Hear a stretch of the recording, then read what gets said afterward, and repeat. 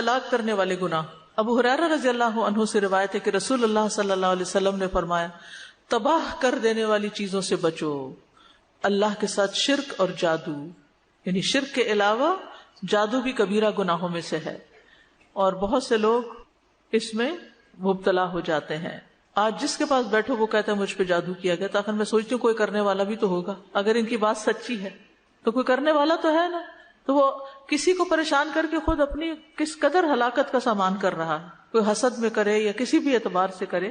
تو اجتنبو کا مطلب ہوتا ہے کنارہ کشی کرو، دور رہو، دور، اس کے قریب بھی نہ پھٹکو، اس میں گرفتار ہونے سے بچو. جادو کیا ہے؟ یہ گرہیں لگانا ہے. گرہیں لگانا، دھاگوں میں کچھ پڑھ کے گرہیں لگانا جادو ہے. اور دم جھاڑ جس میں پھونکے ماری جاتی ہیں، وَمِن شَرِّ النَّفَّاثَاتِ فِي الْعُقَدِ، یہ جادو ہے جو قرآن میں جس کا ذکر کیا گیا ہے. اللہ کے اذن کے ساتھ ایسے کاموں سے بعض اوقات نقصان بھی ہو جاتا ہے.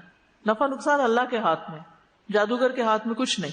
تو اللہ تعالیٰ اگر چاہے کسی کو نقصان پہنچانا تو وہ نقصان بھی پہنچ جاتا ہے. جادو کفر ہے، کبیرہ گناہوں میں سے ایک بڑا گناہ ہے، بڑی مصیبتوں میں سے ایک مصیبت ہے. یہی وجہ ہے کہ صحابہ رضی اللہ عنہم جادوگروں کو قتل کر دیتے تھے، اور جادوگروں کی سزا کی حد قتل سمجھتے تھے. یعنی جادوگر کو پکڑا جاتا تو اس کو مار دیا جاتا تھا. جادو کرنے اور کروانے والے کا نبی صلی اللہ علیہ وسلم سے کوئی تعلق نہیں. جادو کرنے اور کروانے والا ہم میں سے نہیں. جادو پر ایمان لانے والا جنت میں داخل نہ ہوگا. نبی صلی اللہ علیہ وسلم فرمایا شراب کا عادی، جادو پہ ایمان رکھنے والا اور قطع رحمی کرنے والا جنت میں داخل نہ ہوں گے. حضرت عمر رضی اللہ عنہ نے لکھا تھا اپنے لوگوں کو اپنی خلافت میں، ہر ساحر کو قتل کر دو. تو کہتے ہیں بجالہ بن عبدہ کہ ہم نے ایک دن میں 3 جادوگروں کو قتل کیا. یعنی آپ سوچئے اس دور میں بھی ایسے لوگ موجود تھے. جادو جو ہے نا ہر سوسائٹی میں، ہر علاقے میں کسی نہ کسی شکل میں موجود رہتا ہے. اب اول تو یہ ہے کہ اس کو کرنا منع ہے اور اس کے قریب بھی نہیں پھٹکنا چاہیے. لیکن اگر کوئی آپ پر کر دے یا آپ کو اس کی علامات نظر آنے لگے تو پھر آپ کیا کریں؟ سب سے بڑا علاج قرآن ہے. جادو کا سب سے بڑا علاج قرآن ہے. ہو سکتا ہے 3 دن میں قرآن ختم کر لیں، 10 پارے روز پڑھ لیں اور ریپیٹ کریں اس عمل کو. میں نے کسی اسکالر کا سنا تھا کہ وہ اسی طریقے سے علاج کرتے تھے، اور اس سے طبیعت بھی سخت خراب ہوتی ہے اور الٹیاں شروع ہو جاتی ہیں اور کافی کرائسس ہوتے، لیکن اس کے بعد یہ کہ مریض شفا پا جاتا. کیونکہ قرآن جو ہے قل هو للذین آمنوا ھدی وشفاء، اس پر ہمارا ایمان ہونا چاہیے. یہ قرآن ہدایت کی کتاب بھی ہے اور شفا بھی ہے، اور ہم قرآن میں جو کچھ نازل کرتے ہیں وہ مومنوں کے لیے تو شفا اور رحمت ہے.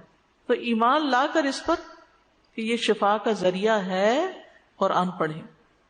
رسول اللہ صلی اللہ علیہ وسلم ایک مرتبہ حضرت عائشہ کے پاس تشریف لائے تو دیکھا کہ ایک عورت عائشہ رضی اللہ تعالیٰ عنہ کا علاج کر رہی ہے، ان کو دم کر رہی ہے. تو آپ نے فرمایا کتاب اللہ کے ساتھ اس کا علاج کرو. پھر کتاب اللہ میں سے بھی خاص طور پر سورۃ الفاتحہ اور البقرہ اور معوذتین. رسول اللہ صلی اللہ علیہ وسلم نے فرمایا کہ سورۃ البقرہ پڑھا کرو، کیونکہ اس کا پڑھنا باعث برکت ہے اور اس کا چھوڑنا باعث حسرت ہے، اور جادوگر اس کو حاصل کرنے کی طاقت نہیں رکھتے. اجوا کھجور سے علاج، جو شخص صبح کے وقت 7 اجوا کھجوریں کھائے گا اس روز جادو اور زہر سے بچا رہے گا. پھر بیری کے پتوں سے علاج، بیری کے 7 پتے لے کے 2 پتھروں کے بیچ میں کوٹ کے یا ان کو گرائنڈ کر کے پانی ملا دیں، اس میں اس پر آیت الکرسی اور 3 کل پڑھیں، سورۃ فاتحہ پڑھیں، 3 گھونٹ پی لیں اور باقی جسم پہ بہا لیں، تو انشاءاللہ اس سے بیماری ختم ہوگی. اور یہ بھی ریپیٹڈلی کریں. جادو کا علاج جادو کے ساتھ نہیں کرنا چاہیے، یعنی کہ ایسے کاہنوں کے پاس نہیں جانا چاہیے کہ جو جادو کے طریقوں پر عمل کر کے آپ کا علاج کریں. کاہنوں اور نجومیوں کے پاس جانے کی ممانعت ہے. جو ایسے نجومی کے پاس جائے اس کی 40 راتوں کی نماز قبول نہیں ہوتی. ایک اور روایت میں آتا ہے جو کسی کاہن یا نجومی کے پاس جائے اور اس کی باتوں کی تصدیق کرے تو گویا اس نے محمد صلی اللہ علیہ وسلم پر نازل ہونے والی شریعت سے کفر کیا. تو غیر شرعی جھاڑ پھونک کے ذریعے علاج کروانے کی ممانعت ہے. سب سے پہلے تو قرآن کے ذریعے علاج، پھر یہ بیری کے پتوں پہ قرآن پڑھ کے، پھر رقیہ سننا اور کرنا، سورۃ البقرہ کا پڑھتے رہنا، ٹھیک ہے، اور پورے یقین کے ساتھ.